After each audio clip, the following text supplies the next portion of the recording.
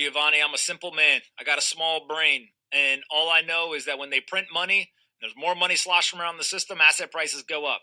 And if they happen to be printing money and expanding the money supply at the same time that they're cutting interest rates and they're making money cheaper, asset prices go up even more. And what we're watching right now is a regime change in global liquidity. You have interest rate cuts in the United States, got them going on in China and elsewhere around the world. You have the M2 money supply in the US expanding, and asset prices are going to benefit. And so people try to make this stuff really complex, but it's pretty simple. If they are expanding and stimulating, asset prices go up. If they are tightening and draining liquidity, asset prices go down. The word stimulus is a very important but very specific word. Their job is to stimulate the economy. They're going to make things get better. They're going to make asset prices go up. And that's the regime that we've entered. Once you change regimes, you can't flip-flop. You can't go loose 1 month, tight the next, loose again, tight again. You either got to be committed or not. And if there's one thing that the Fed is they're committed.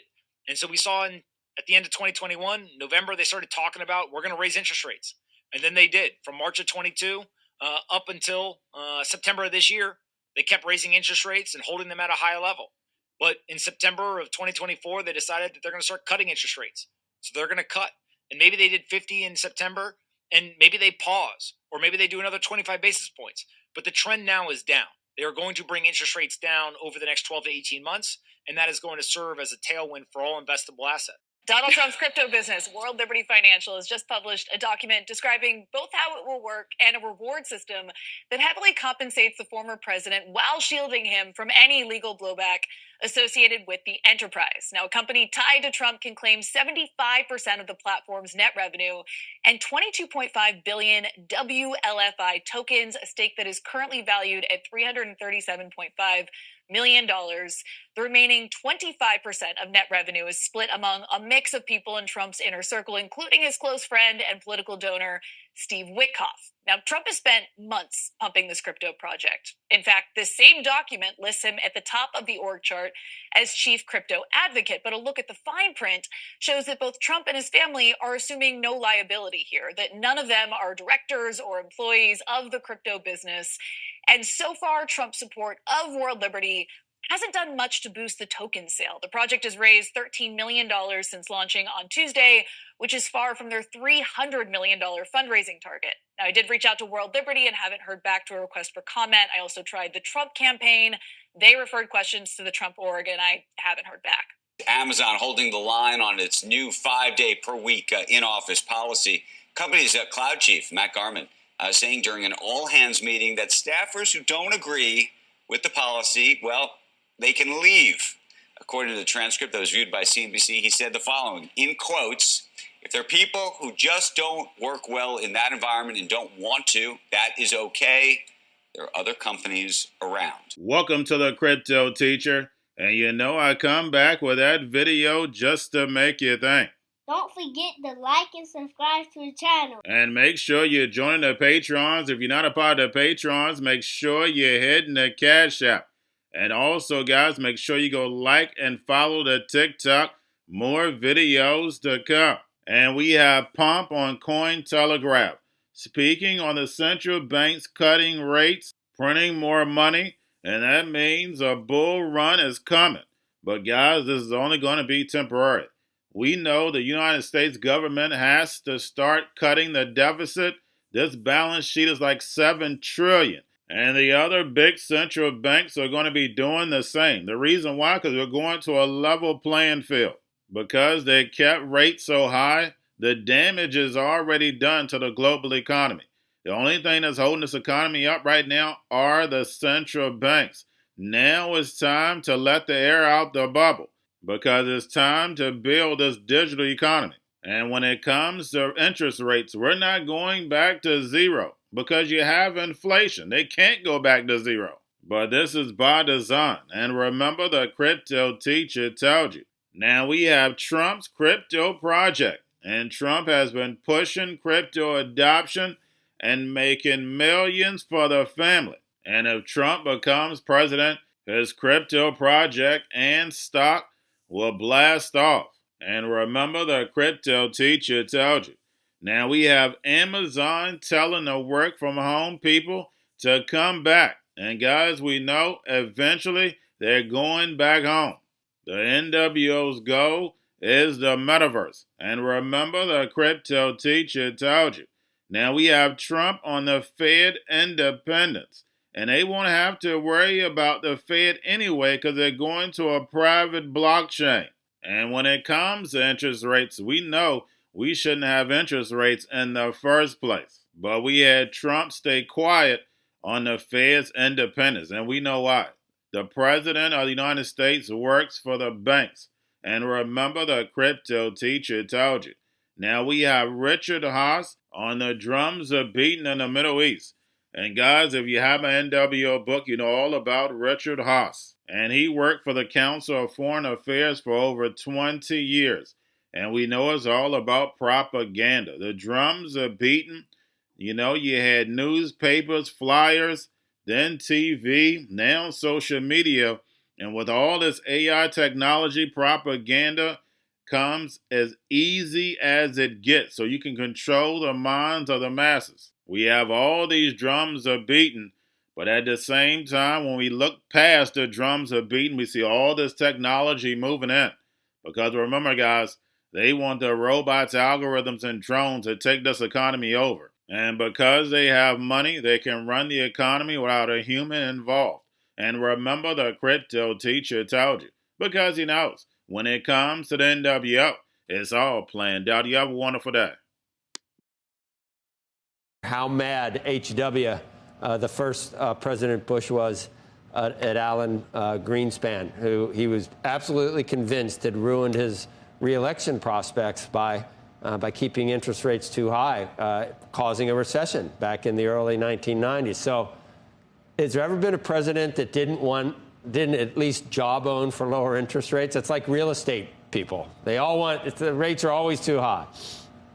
Yeah, not to my knowledge, Joe. That's a great point. So presidents have often always wanted a say in monetary policy, but the say they want is all one-sided. They want to push down interest rates to ease interest rates because easier interest rates generally juice the economy, and only later do they cause the inflation. So our experience in the U.S., I think importantly, Alan Greenspan was not influenced by George H.W. Bush. He held to his policies, and that was intended to push inflation back to price stability. When chairs have listened to presidents, and I would say in the late 1960s to President Johnson and in the 1970s to President Nixon, the result has been inflation. And presidents, you know, they got a bully pulpit. Presidents can they appoint the board of governors so they could, you know, sort of try to stack the deck that way, the chair and the vice chairs. They can pressure the Treasury Department. There's a lot of different ways they can do it, but none of it is direct ordering of the Fed to do something, or the Fed chair to do something. And I don't know whether President Trump has ever, there were things swirling around. It was a while ago. It hasn't been recently. I think he softened what he has said recently, that he should be able to influence it, but not necessarily. I thought they talked about creating a shadow Fed chair. That was from a while ago. I think that's sort of softened. That's the time more recent. That he said he should be able to say it because he understands it and he has he thinks it. In that same time that he was speaking, a little bit earlier in that same answer, he said something along the lines of, I may take you out, type of thing. I think, but it's unrealistic. You can say what you want, but can you take him out? You technically can't get rid of him. There's only two board memberships up during his entire. If he were to win during the entire 4 years. If is what the most likely moves by Netanyahu are. There are political concerns as well as concerns about the overall wars that he's facing on what I guess at least three fronts at this point. What's the most likely thing for him to do? Take the win and try and get the hostages back, or continue? He's had success doing more than people thought, going all the way down south into Rafah, and the idea of you've got to crush Hamas completely. Or it's like, cut off the tail of a snake, or of certain reptiles that come back. There's still enough of Hamas to reconstitute itself, isn't there? Oh, absolutely. Even if the Israelis have killed, say, half of Hamas's fighters that existed a year ago, that probably still leaves between 10 and 20,000. We also don't know how many recruits might have happened. Look, Hamas is an idea. It's a network. It's a movement as much as it is an organization. And my sense is it survives no matter how successful Israel is militarily against its troops, against its leadership. And I think one of the real questions is not simply whether Israel now is going to press for a ceasefire. That they might, and even if they do, it's not clear the new leadership of Hamas, such as it is, would agree to it. I think the real question is whether the Israelis introduce a political dimension to their policy that tries to marginalize Hamas, essentially signals to the Palestinians there's an alternative path. If you're willing to give up violence, we're open to satisfying some of your political ends, but you've got to, again, reject Hamas, reject violence. But the Israelis have been loath to introduce such a dimension to their policy, given the politics of their coalition. So we'll see if what happened yesterday was simply a good thing, that is to get rid of this terrorist, or whether it's a turning point. I don't think we know yet, Joe. Going to a different economy, and we're going to be learning more about that as we go. But clearly, we're learning that things can be done from remote locations. We're learning that technology can replace people even more than we thought. We're not going back to the same economy. We're recovering, but to a different economy, and it'll be one that is more leveraged to technology. And I worry that that is going to make it even more difficult than it was for many workers. In Silicon Valley, and my friends who work in technology know that what we did to the manufacturing workers, we are now going to do to the retail workers, the call center workers, the fast food workers, the truck drivers, and then even bookkeepers, accountants, insurance agents, lawyers, and on through the economy.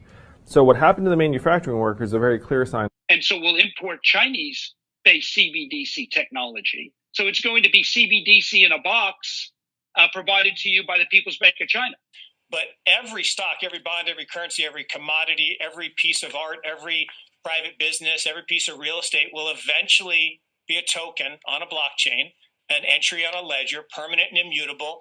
We will have truth instead of trust, and we will save over $7 trillion a year. 6 to 8% of global GDP is wasted by the friction of the trust industry that's necessary when you have dual entry accounting. With triple entry accounting, which is what a blockchain is, we get rid of all of that friction. It's a beautiful future. Like what you see in China and their social credit scoring systems, right? If we get identity wrong, it could be a tool to enslave humanity. And if we get it right, it could be a tool to liberate humanity. And as an American, I'm obviously rooting for the one that's on the side of freedom. Bitcoin is an international asset. And also, I do believe the role of crypto is it's digitizing gold. I actually believe this technology is going to be very important.